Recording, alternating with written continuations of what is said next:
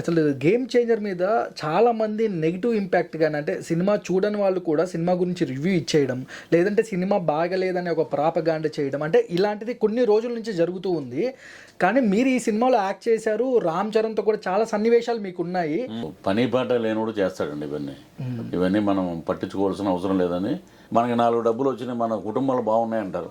ఇది ఏంటంటే సినిమా ఇంతవరకు ప్రమాణపూర్తిగా చెప్తున్నామంటే మేము డబ్బింగ్ చేసేటప్పుడు చాలా వరకు ఆర్టిస్టులకి ఎంతవరకు చూస్తాం, మా డబ్బింగ్ వరకు చూడగలుగుతాం.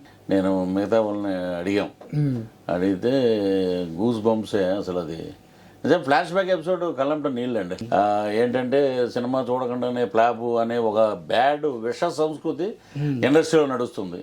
పవన్ కళ్యాణ్ గారు గట్టిగా వాతలు పెట్టారు, సినిమా తీసేవాడే సినిమా గురించి మాట్లాడాలరా, అసలు మీరు ఎప్పుడు తీశారా సినిమాలు? ఎప్పుడో 1960లో సినిమా తీసి నేను ఇప్పుడు ప్రొడ్యూసర్ అన్నవాడు ఉంటాడు అక్కడ, లేకపోతే ఎప్పుడో దర్శకత్వం చేసినవాడు ఉంటాడు అక్కడ. ఆడేదో కూర్చుని ఆడ గురించి ఆడ మాట్లాడేయటం అది కాదు. ఏమనుకున్నా ఎవడేమనుకున్నా సరే గేమ్ చేంజర్ మటుకు సూపర్ డూపర్ హిట్. ఇది ఇప్పుడు కాదు, నేను సంవత్సరం క్రితం అప్పుడు రామ్ చరణ్ గారు బర్త్డే అప్పుడు చెప్పాను మీకు ఇంటర్వ్యూలో,